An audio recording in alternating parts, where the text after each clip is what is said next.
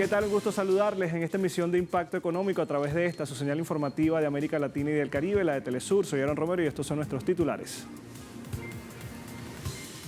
China y Venezuela inauguran nueva ruta directa marítima. En nuestro espacio de análisis le adelantamos que el genocidio israelí provoca el colapso económico de Palestina. Y en el recorrido digital, agricultores rechazan pacto entre la Unión Europea y el Mercosur.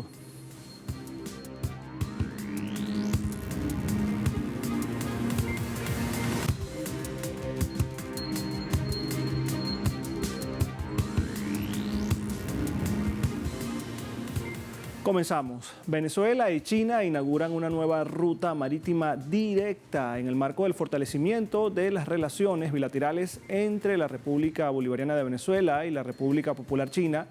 Inauguraron una nueva ruta comercial marítima directa que conectará el puerto de Tianjin en el norte de China con los principales puertos del país. Estamos hablando de Venezuela. La ruta minimizará los tiempos de envío de mercancías entre ambas naciones y también reducirá significativamente los tiempos de tránsito de mercancías. Además, permitirá optimizar la logística y facilitar el flujo comercial más eficiente. Con esta nueva vía marítima se espera un incremento sustancial en el volumen de comercio bilateral, así como una mayor integración entre las economías de Asia y América Latina. Este anuncio cobra especial relevancia en un contexto internacional marcado por tensiones geopolíticas y amenazas sancionatorias por parte de Estados Unidos.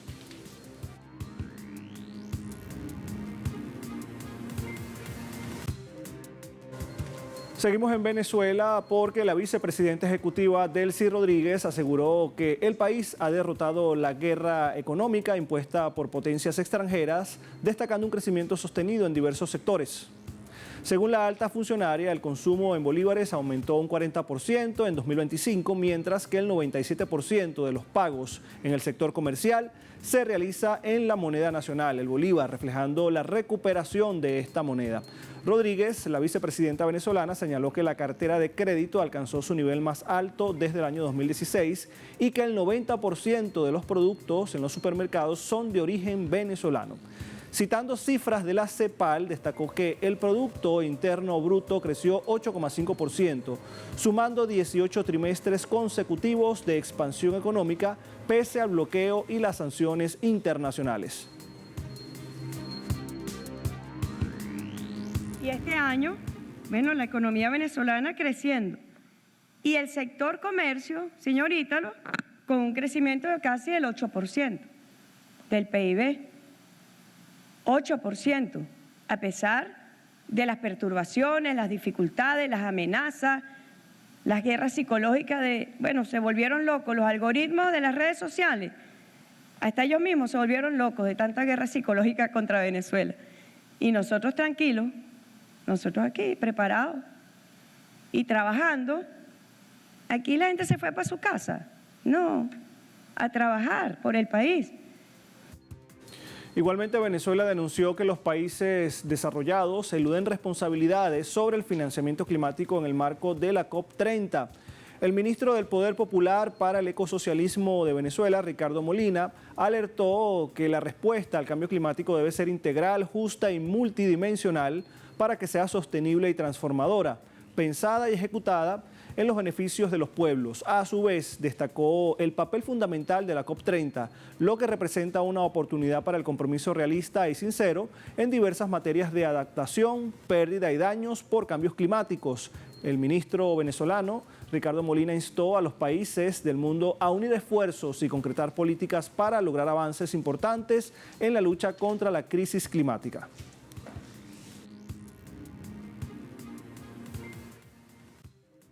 Se refiere al financiamiento al que ellos, los principales causantes de la crisis climática, se comprometieron a hacer. No quieren hablar del tema y nosotros lo estamos denunciando efusivamente porque aunque reclaman y dicen que hacen por la defensa de la madre tierra, hacen todo lo contrario, que los pueblos del sur no se desarrollen. Pretenden aplicar una matriz de disminución del uso de la energía fósil, condenando a los países del sur global a su derecho al desarrollo. Y nosotros hemos advertido eso también. También hemos advertido que independientemente del financiamiento, mientras se apliquen las medidas coercitivas unilaterales, criminales contra los pueblos soberanos del mundo, no se van a poder utilizar eficientemente los recursos asignados para llevar a cabo proyectos de adaptación o de mitigación o de remediación de daños climáticos. Desde Venezuela insistimos también en denunciar el papel que está cumpliendo el imperio norteamericano de amenaza permanente no solo a Venezuela, sino a todos los pueblos del Caribe, perturbando la paz con una amenaza bélica evidente que pretende detenernos. Y aquí hemos dicho, no nos detendremos. Independientemente de las amenazas bélicas que estén ocurriendo frente a nuestro territorio, nosotros vamos a seguir desarrollando nuestro plan de la patria. Vamos a seguir organizándonos, vamos a seguir luchando contra la crisis climática y demostrando que el sistema capitalista es el causante de este desastre. Por otra parte, en Irán, las renovadas sanciones occidentales sumadas a la creciente inflación y las fluctuaciones cambiarias ejercen una fuerte presión sobre la economía, afectando a gran parte de la población iraní. Más detalles en el siguiente informe. Las renovadas sanciones occidentales, sumadas a la creciente inflación y las fluctuaciones cambiarias, ejercen una nueva presión sobre la economía iraní, afectando a la población en su vida diaria, desde la atención médica hasta los pequeños negocios. Para 23.000 iraníes que padecen talasemia, un trastorno sanguíneo, el acceso a medicamentos vitales se ha vuelto más difícil debido al aumento de los precios y la disminución de las importaciones a causa de las sanciones. A medida que sube el dólar, nuestros medicamentos se vuelven más caros y el seguro cubre menos. Nuestro medicamento principal era de 3 o 4 millones, unos 39 o 50 dólares estadounidenses. Ahora son 7 millones.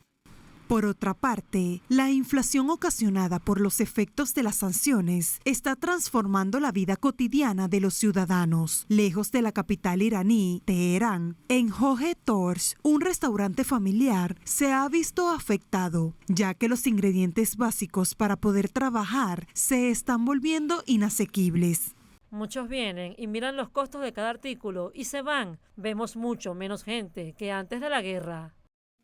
Al mismo tiempo, la inestabilidad económica también toca a la clase media iraní. Muchos ciudadanos han perdido sus ahorros en la bolsa tras el reciente conflicto con Israel. Lo que sí es cierto es que a medida que las sanciones occidentales continúan y la incertidumbre se profundiza, los iraníes en todos los ámbitos de la vida se enfrentan cada día a crecientes presiones económicas. Marcamos una primera pausa, pero a la vuelta estaremos hablando del genocidio israelí que provoca el colapso de la economía de Palestina y sus territorios también ocupados. Vamos entonces a esta pausa, ya volvemos con más.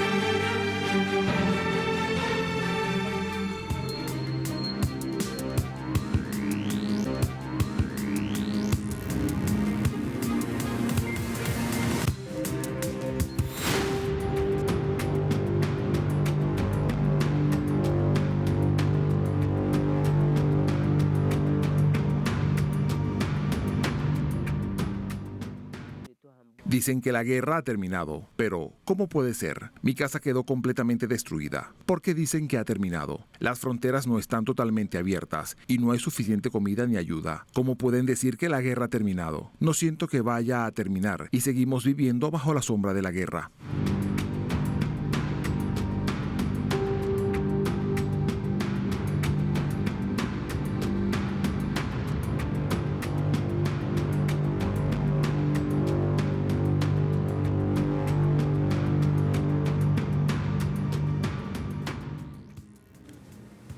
El día 10 de noviembre se cumplió un mes desde que entrara en vigor el acuerdo del alto al fuego contra la población en Gaza. Pero la pregunta, ¿qué daños ha dejado esta agresión israelí en contra de Palestina? Bueno, la Oficina Central de Estadísticas informó que el genocidio israelí ha provocado el colapso económico de Palestina.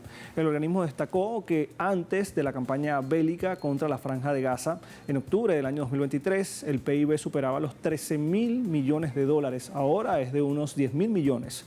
Como consecuencia del conflicto, la economía nacional sufrió la erosión de un tercio de su base productiva tras los daños en Cisjordania y el colapso casi total del sistema económico en la Franja.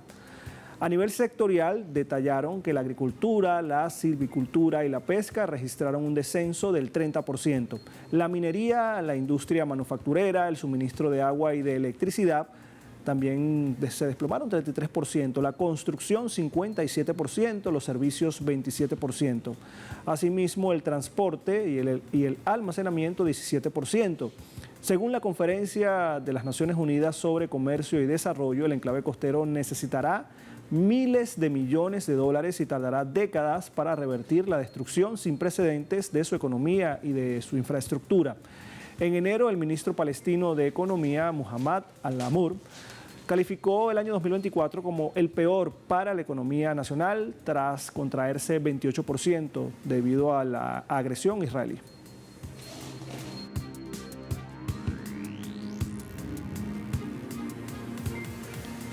Y es que un mes después del supuesto alto al fuego, las familias desplazadas en Gaza no ven ningún alivio y continúan, de hecho, en dificultades para conseguir alimentos. Veamos. Un mes ha pasado desde que entró en vigor el acuerdo de alto al fuego en la Franja de Gaza. Las familias desplazadas afirman que la vida diaria sigue siendo una lucha constante, con escasa ayuda y sin señal de recuperación. Sin embargo, muchas familias continúan la lucha. Un ejemplo de resiliencia lo encontramos en Mohamed Antis, de 37 años, antiguo taxista. Vive ahora con su familia en una tienda de campaña en la ciudad de Gaza. Su hogar fue destruido por tercera vez en 15 años. Durante los peores momentos de la hambruna, sobrevivieron a base de verduras silvestres. Durante la hambruna, sobrevivimos a base de sopa de verduras silvestres durante 2 meses. La hambruna duró 4 meses y durante 2 meses no tuvimos absolutamente nada de comida. Traje alimentos para animales. Mi esposa lo molió y lo cocinó en forma de albóndigas para darles algo de comer a mis hijos. Para sobrevivir, Antis construyó una estufa improvisada y cavó una letrina cerca de su refugio. La rutina diaria de su familia gira en torno a acarrear agua, cocinar y cuidar a los niños. Hemos estado esperando que la guerra termine para que llegara la ayuda, pero incluso después del alto el fuego no hemos recibido ninguna asistencia. De vez en cuando nos dan un poco de pan, a veces solo una vez cada 3 días. Esa pequeña cantidad apenas alcanza para una comida para toda la familia y desaparece rápidamente. Tenemos muchas ganas de comer carne o algo parecido, pero no podemos permitírnoslos. De hecho, no soy la única. Mis hermanas sienten lo mismo. Todas queremos comer comida rica, carne, empanadas, verduras, naranjas, manzanas. También queremos salir a dar un paseo y divertirnos. Hay que señalar que un mes después del supuesto alto al fuego, el ejército israelí continúa abriendo fuego contra civiles que se aproximan a sus puestos. Desde el 10 de octubre, más de 240 palestinos han muerto por disparos y más de 600 han resultado heridos, según el Ministerio de Sanidad gazatí. Lo que sí es cierto es que tras cumplirse un mes del alto el fuego, para muchas familias gazatíes, la idea de regresar a casa o a una vida mínimamente normal sigue siendo un sueño inalcanzable.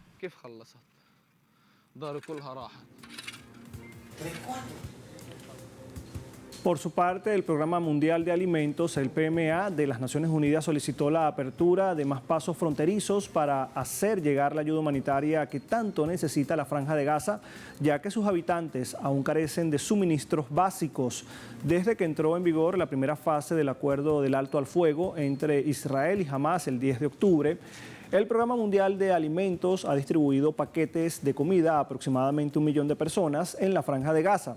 Sin embargo, debido a la escasez de suministros, cada hogar solo puede recibir un paquete suficiente para tan solo 10 días. El Programa Mundial de Alimentos enfatizó que el suministro de comida en la Franja de Gaza sigue estando muy por debajo de los objetivos, especialmente en el norte de Gaza, donde las dificultades de entrega son mayores.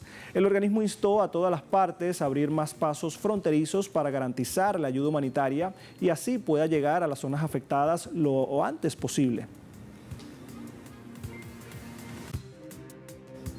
Al mismo tiempo, la Organización Mundial de la Salud, la OMS, denunció que el hambre en la Franja de Gaza no ha disminuido desde que entró en vigor el acuerdo del alto al fuego.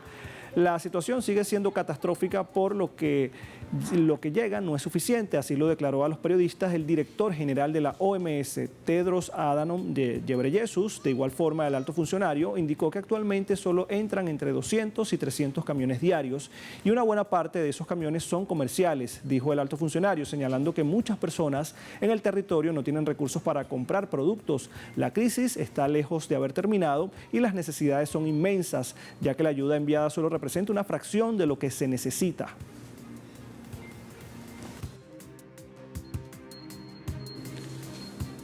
También le comentamos que la escasez de suministros persiste en la Franja de Gaza. Además, son insuficientes e inaccesibles para la población.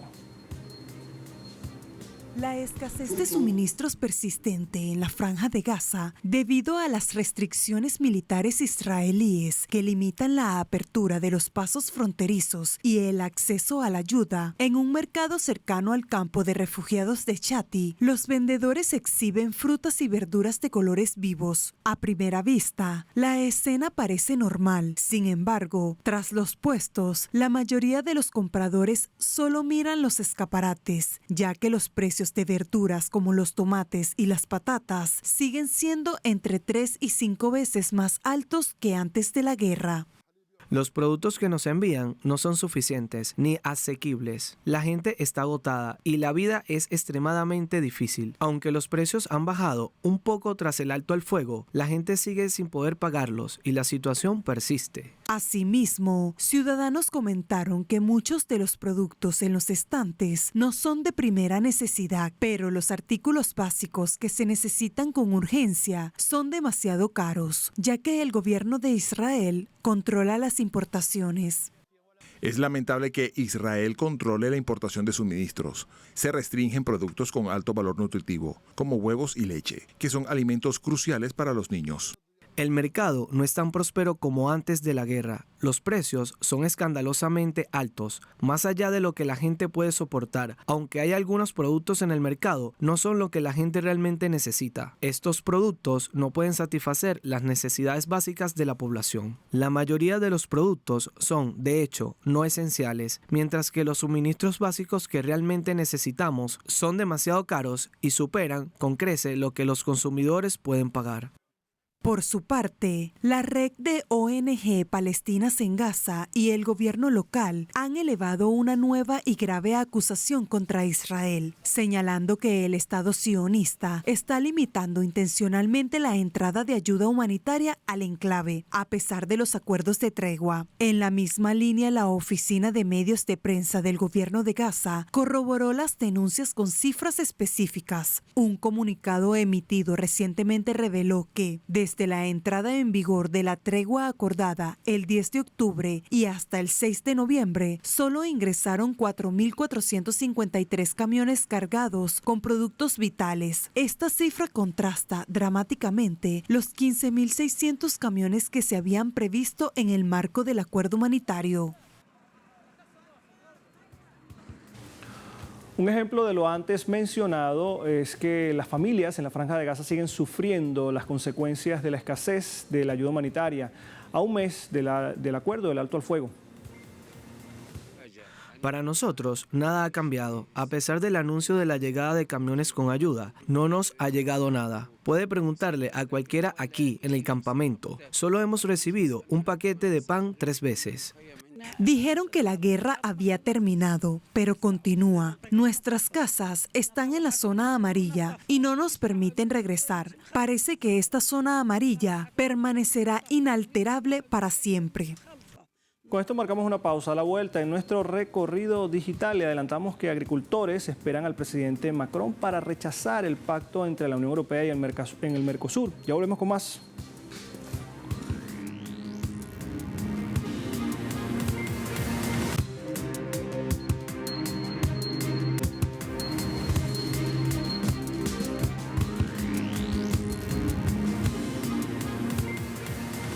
Seguimos con más ahora con el recorrido digital y lo hacemos revisando. La agencia de noticias Prensa Latina reseña lo siguiente: agricultores esperan al presidente Macron, estamos hablando de Francia, para rechazar el pacto entre la Unión Europea y el Mercosur. Agricultores franceses se movilizan durante esta jornada en tractores hacia Toulouse para aprovechar la visita del presidente Emmanuel Macron a la sureña ciudad para exigirle que rechace el acuerdo de libre comercio entre la Unión Europea y el Mercosur. Los principales sindicatos del gremio, entre ellos la poderosa Federación Nacional de Sindicatos de Agricultores de Francia, reaccionaron con dureza la semana pasada a comentarios realizados por el jefe de Estado en la ciudad brasileña de Belén, donde abrió la puerta al apoyo de París al pacto que agricultores consideran promotor de la competencia desleal. Avanzamos ahora con el portal de Xinhua en español. Nos cuenta lo siguiente, que China dice que pausa temporal de Estados Unidos de norma de 50% de propiedad es un paso importante para implementar el consenso de Kuala Lumpur. El Ministerio de Comercio de China dijo durante la jornada del martes que tomó nota del anuncio de los Estados Unidos de una pausa de un año a partir del 10 de noviembre de una regulación que amplía las restricciones al control de las exportaciones a cualquier entidad que sea propiedad en un 50% o más de sujetos incluidos en la lista de sanciones de Estados Unidos. Se trata de una medida importante tomada por la parte estadounidense para implementar el consenso alcanzado en las conversaciones económicas y comerciales entre China y Estados Unidos celebradas recientemente en Kuala Lumpur, señaló un portavoz del Ministerio de Comercio. Y por supuesto, para cerrar este recorrido digital lo hacemos con el medio C5N en Argentina. Dice lo siguiente: inflación en octubre, la carne vacuna subió 2,8% en promedio. El precio de la carne vacuna aumentó un 2,8% durante el 10º mes del año respecto a septiembre, de acuerdo con el último informe del Instituto de Promoción de la Carne Vacuna Argentina. En lo que va del año 2025, el incremento acumulado alcanza el 37,5%, mientras en la comparación interanual trepa al 61,3%.